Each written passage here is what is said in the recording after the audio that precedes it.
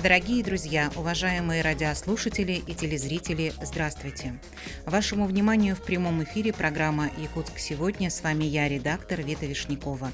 Наши режиссеры Мария Новгородова, Николай Слепцов-Айдын, а в нашей студии гости, я совсем скоро их представлю. Но сначала хорошая новость. В Якутске открылась первая студия когнитивного здоровья, причем студия бесплатная. Называется она «Долго жить». И такая локация оказалась необходимой для людей с когнитивными нарушениями.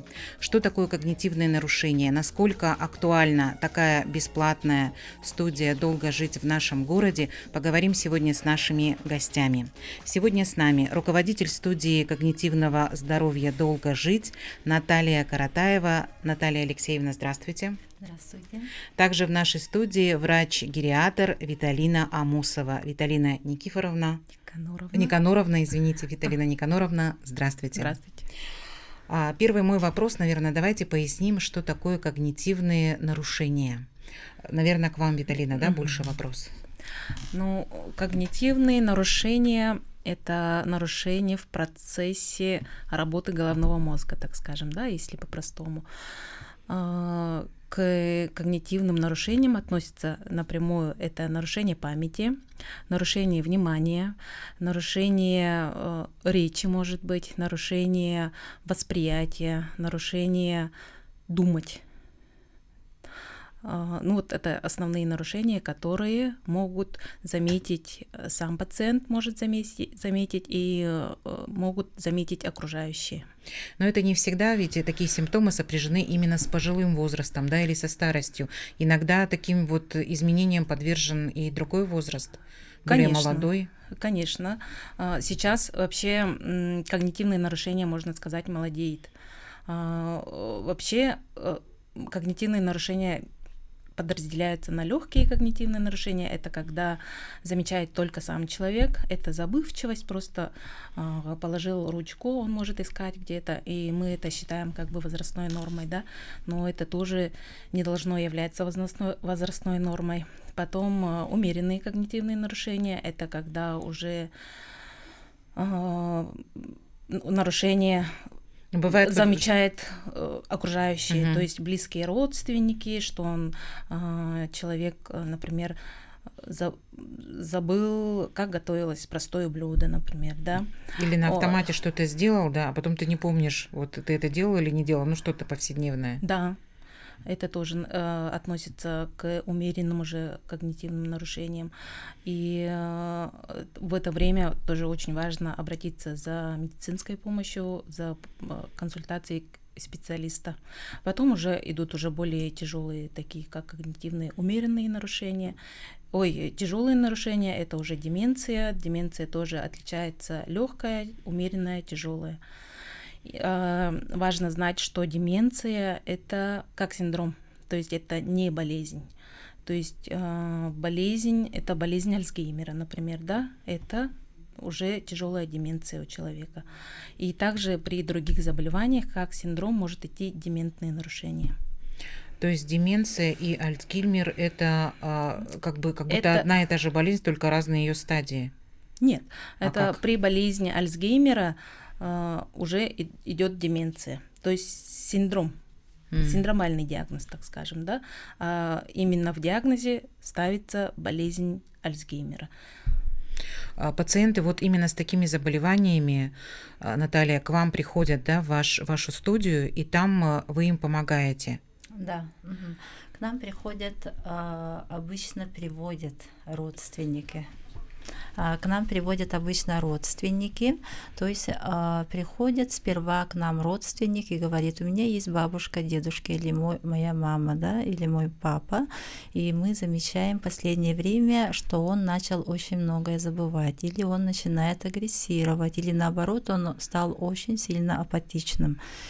И тогда мы разговариваем сперва родственником, а потом приглашаем пациента. У нас есть медицинский психолог, который проводит первичные диагностические когнитивные тесты, и по итогам теста мы направляем к неврологу кабинета памяти. Получаем когнитивный статус человека, мы называем пациента, да, и потом, если выявляем, допустим, умеренные или средние когнитивные нарушения, то приглашаем по очереди посещать наши интенсивные занятия в студии. А в чем заключаются эти занятия, что там происходит? И на эти занятия тоже должны сопровождать, наверное, родственники. Как часто нужно приходить в вашу студию? И какие изменения можно ли уже отследить? Вы ведь только-только открылись? Да, наша студия начала работать с середины сентября. Мы работаем с 2 до 6, то есть после обеда. И к нам обычно приводят своих близких родственники. То есть к 2 часам они у нас оставляют и к вечеру после работы забирают. Также, как в детский сад. Да, как детский сад. Ага. И также у нас есть час пациентов, которые самостоятельны, но уже с диагностированными легкими когнитивными нарушениями. И мы стараемся от сезона, то есть группы, да, подбирать именно наиболее похожих по симптоматике людей, потому что когда занятия у нас идут интенсивно, да, каждый день занятия у нас в течение 1 часа по специальной методике, которую мы адаптировали от кабинета памяти. Пациенты студийцы, да, мы их начали называть студийцы, потому что люди, они начали говорить: нас не называйте, пожалуйста, пациентами, а студийцами, нам так больше нравится. И вот студийцы, они занимаются, некоторые очень устают. Есть такие группы, мы их, которые возрастные, да, дети войны. То есть, старше 90 лет, с ними, конечно, надо работать, такими легкими методиками. А есть более сохранными, с ними мы работаем в темпе. У нас занятия длятся 2 недели. Это каждый день они приходят, интенсивные занятия. И после того, как они закончили, желающие могут присоединиться к нашему онлайн-сопровождению. Что еще? А за 2 недели вот тех занятий какие изменения происходят и что это за занятия? Какие специалисты с ними разговаривают или как-то какие-то проводят, может быть, там, я не знаю, игры, да, или какие-то мастер-классы, чтобы они что-то делали? У нас в основном работают психологи, медицинские психологи, клинические психологи, которые уже знают, что такое деменция. И также у нас работают психологи, которые с нами с 2022 года. Мы начали работать на дому и в стационарах, и они уже знают таких пациентов. Всего у нас 6 специалистов, они заменяют друг друга.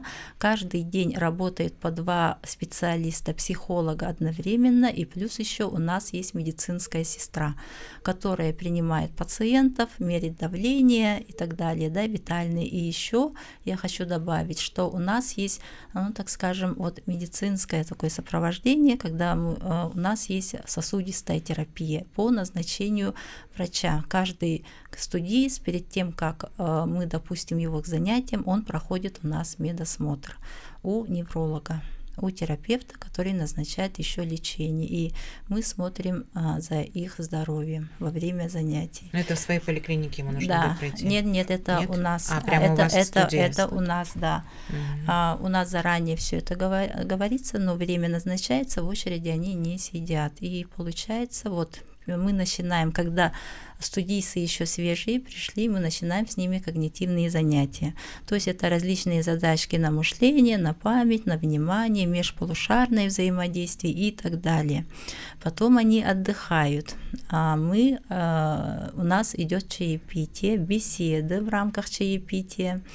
И после этого у нас есть еще этнопсихолог, педагог-психолог. В нашей работе мы очень активно используем вот такой региональный компонент, такие вот, Чабыргах, Таюк, да, если сказать по-якутски, еще песни поем, стихи читаем, в том числе и классиков, слушаем музыку и еще немножко танцуем, если состояние людей позволяет. У нас все это, конечно, в более таком упрощенном виде получается. И еще у нас есть очень интересный специалист, фототерапевт, клинический психолог. Мы работаем через методику фототерапию, терапия воспоминаниями. Я считаю, что это мало кто сейчас у нас пока делает то, что мы делаем, да, потому что наш специалист, она специально обучалась по этой методике, и мы видим, что она дает тоже очень замечательные вот такие результаты. А что касается, изменяется ли какое-то, есть ли улучшение или что-то, да, это все зависит от исходного состояния человека, который к нам пришел в студию. Мы, когда разрабатывали этот проект, мы в первую очередь его делали именно для поддержки родственников. Потому что когда человек видит, да, что его бабушка, мама, она начинает заболевать, конечно, он чувствует чувство вины, потому что он не знает, куда обратиться. Он знает, что надо как-то с ней заниматься, а это нужны какие-то знания, еще время и желание надо. И получается, что когда приводят к нам в студию, они, родственники, немножко, в основном они очень благодарны, потому что они рады, что занимаются с их близкими специалисты, не просто люди, да, а медицинские специалисты. Вот. Мне очень понравилась фототерапия, я даже про это не слышала. А как это проходит?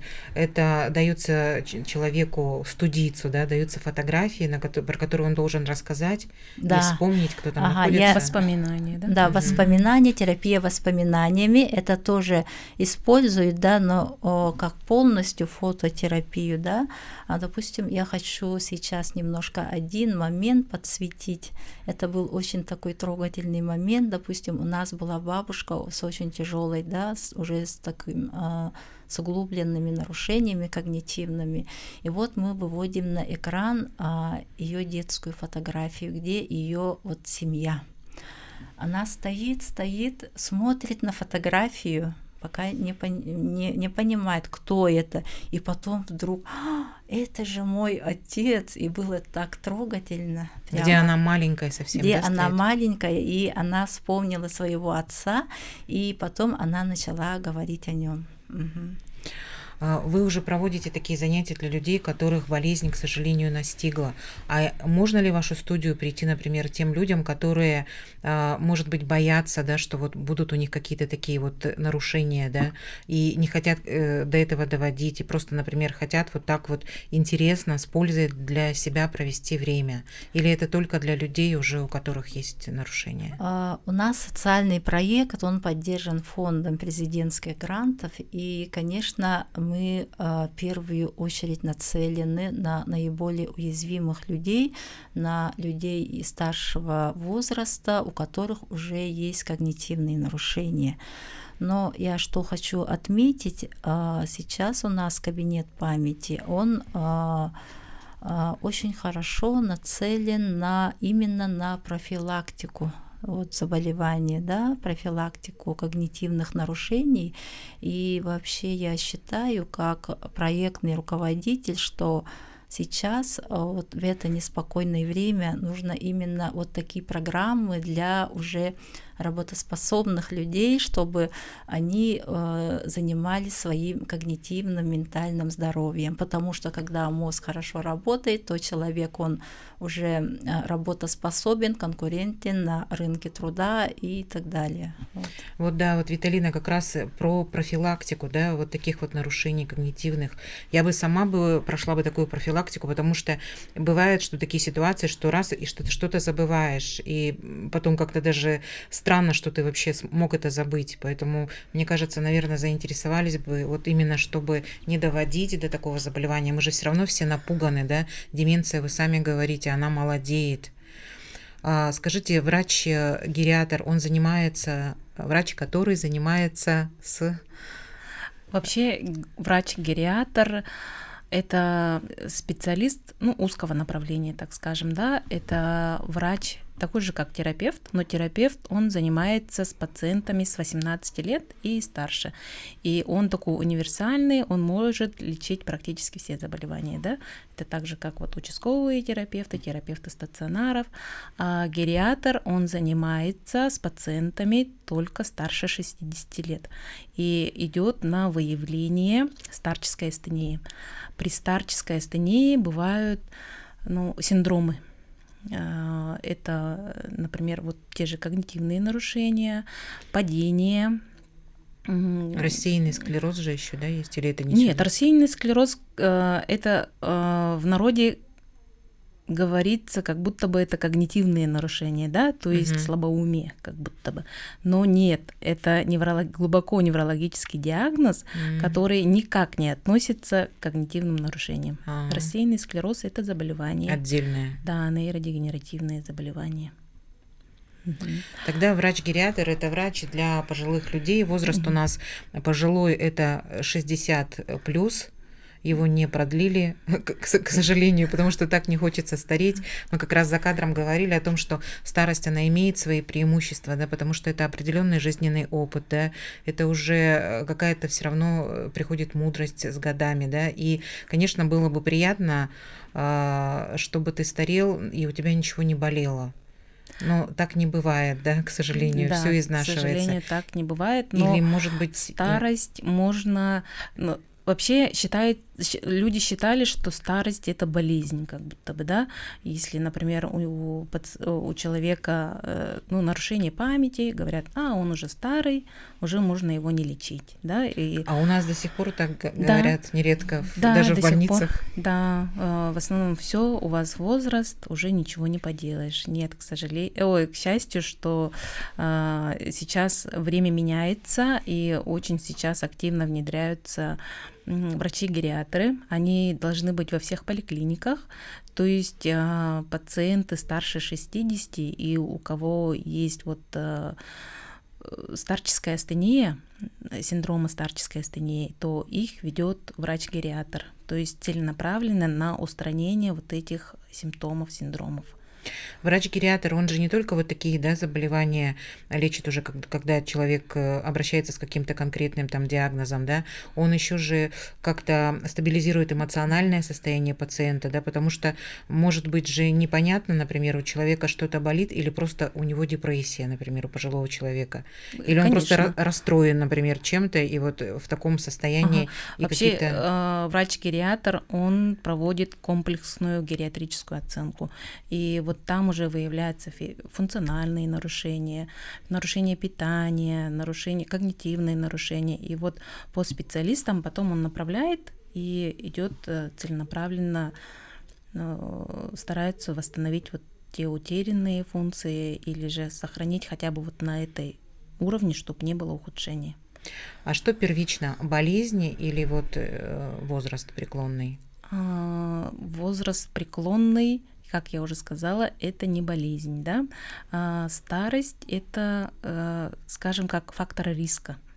То есть у пожилого человека в разы увеличивается риск развития заболеваний.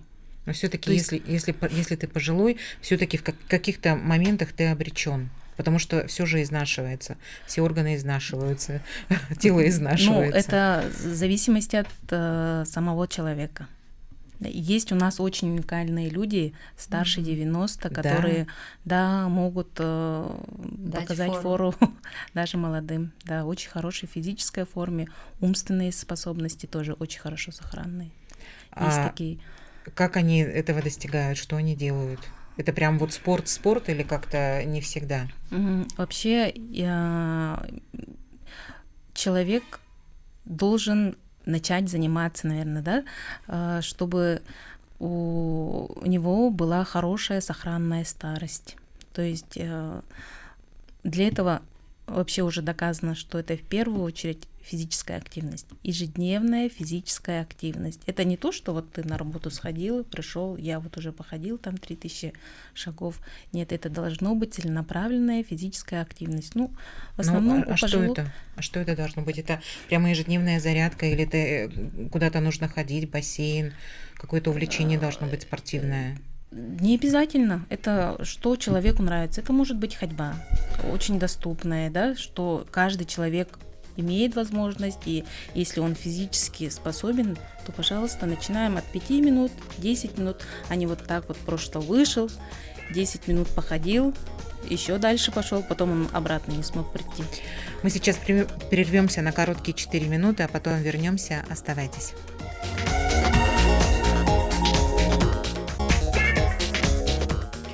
Дорогие друзья, мы снова в прямом эфире, мы продолжаем. Сегодня мы говорим о том, что в Якутске открылась совсем недавно бесплатная студия когнитивного здоровья «Долго жить». Такая студия – это помощь тем людям, кто столкнулся с серьезными заболеваниями, например, с таким как деменция. И студия это не только для самих студийцев, да, и пациентов, но также эта студия может помочь и их родственникам.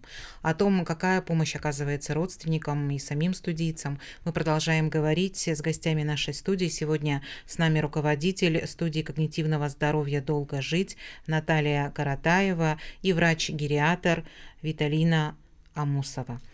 Наталья, давайте вернемся к вашей студии и расскажите, пожалуйста, о том, какая помощь оказывается. В первом блоке мы говорили, как вы помогаете самим пациентам, которые не хотят быть пациентами, хотят быть студийцами. Может быть, их можно называть и долгожителями с вашей помощью, но и вы помогаете также их родственникам, людям, которые, наверное, в какой-то момент чувствуют растерянность от того, что действительно, да, не знают, как и чем помочь, куда идти. Но вот на сегодня вы можете предложить им и адрес, и место. Кстати, адрес мы тоже назовем, и телефон назовем в вашей студии. Студия у нас работает еще и в выездном формате. Когда мы принимаем заявку от родственников, то мы, конечно, уточняем, сколько лет вашему близкому. Если они пишут нам, что это пожилой возраст, это человек после инсульта или он маломобилен, да, не может выходить, тогда мы делаем домашний выезд. На домашнем выезде мы проводим первичную когнитивную диагностику, оцениваем состояние человека, сможет ли он ходить в нашу студию, и, к сожалению, в большинстве случаев мы отказываем, потому что в студию, конечно, приходят те, которые уже более-менее самостоятельные. А для немобильных, маломобильных людей, для лежачих, да, у нас со следующего года тоже должна работать наша такая специальная программа, в рамках которой сейчас в данное время мы обучаем помощников по уходу, нейротренеров. И здесь мы сделали набор свыше 10 человек, и большинство из них это родственники таких людей с когнитивными нарушениями. В основном это тяжелые когнитивные нарушения, где мы делимся нашей методикой работы с такими пациентами.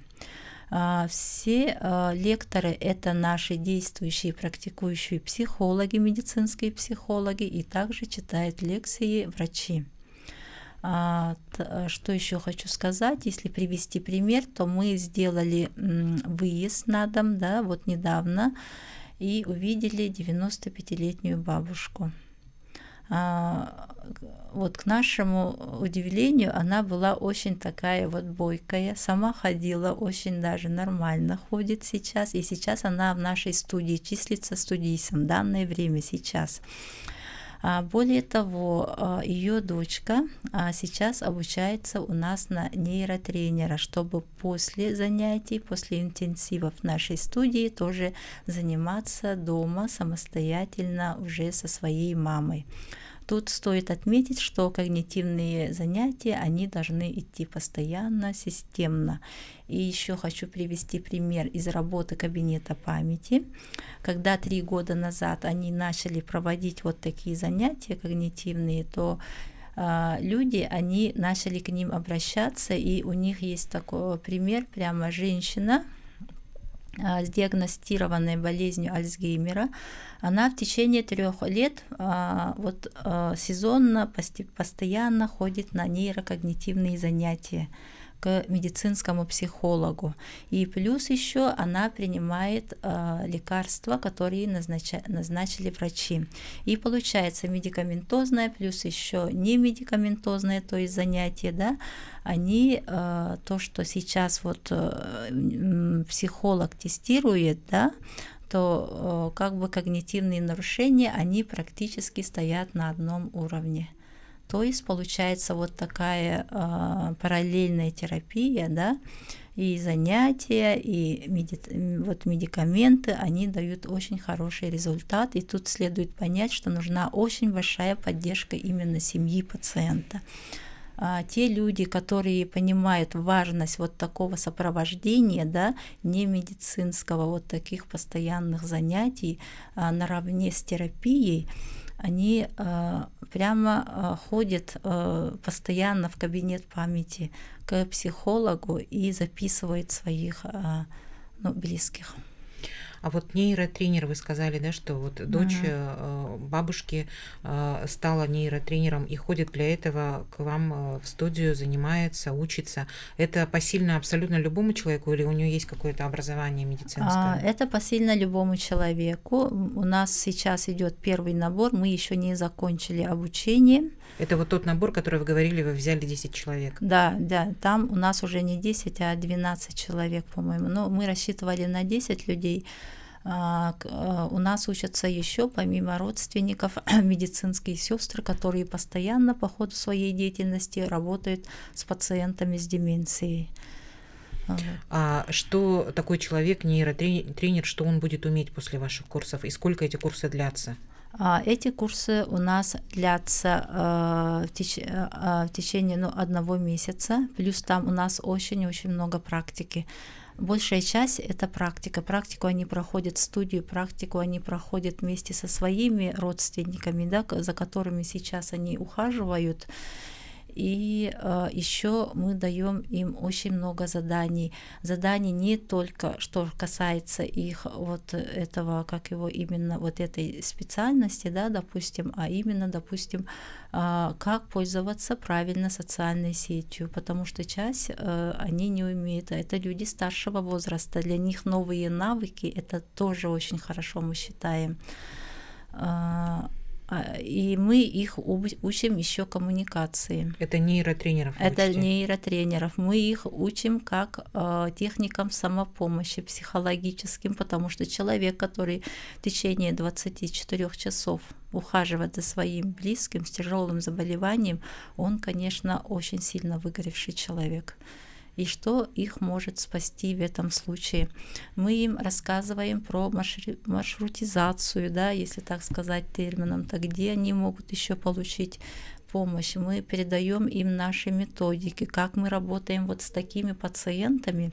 И недавно мы получили отзыв, что вот от одной нашей ученицы, что у нее есть тетя с деменцией, она за ней ухаживает и говорит: я все перепробовала. И вот мне этнопсихолог-педагог, в понедельник мы проводили это занятие для них, да, и давали наши методики, она мне подсветила новые вот эти направления, которые я могу уже использовать в работе со своей тетей.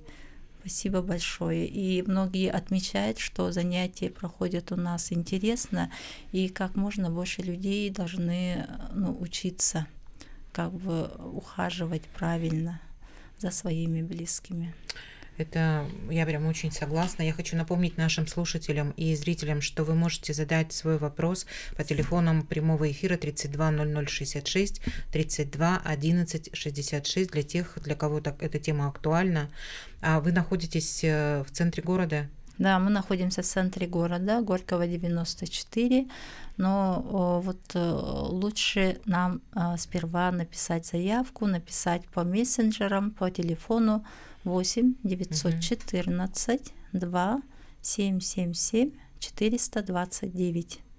Мы отвечаем каждому. Поздно, но отвечаем. Сразу не отвечаем. Я обычно отвечаю после рабочего времени. Прошу понять.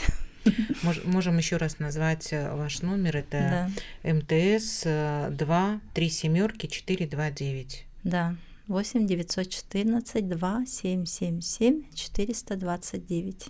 Лучше сначала писать в мессенджер, а там уже потом вы договоритесь, если нужно, и созвонитесь. Да. Конечно, это очень важно, то, что вы делаете, потому что и вот мне очень понравилось то, что вы учите людей, которые ухаживают за вот такими вот серьезно больными своими родственниками, что вы учите их самопомощи, потому что на слуху вот только какая самопомощь, да, что ты делегируй кому-то вот своего родственника, которому нужна помощь, сам там пойди как-то отдохни, да, но не всегда есть такая возможность, и не каждый может своего близкого человека, да, куда-то делегировать в какие-то чужие руки, поэтому вот то, что вы делаете, мне кажется, это прям очень важно. А можете с нашими слушателями, зрителями, может быть, какими-то небольшими вот такими вот советами поделиться, как себя поддержать, если в твоей семье есть такая ситуация? Поддержать, да? Вот сегодня мы как раз мы проводили утром онлайн мини-курс, у нас еще есть, да, ОСУ «Открытая система ухода», где мы с нашей командой проводим такие мини-лекции на полчаса буквально для работников социальной сферы. У нас сегодня был Горный район. Это работники, помощники по уходу, социальные работники в системе долговременного ухода. И мы, конечно, делимся с нашими фишками, как правильно общаться, да, когда заходите домой, как правильно слушать вот человека тяжело больного. И как правильно, скажите?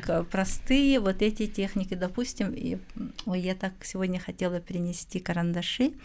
Наш психолог, выездной, кстати, это очень редкий психолог, да, специалист, который ходит по домам. У нас есть такой психолог. Она приходит и работает не только с пациентом, но и с родственником, который не может выходить из дома, потому что он ухаживает, да.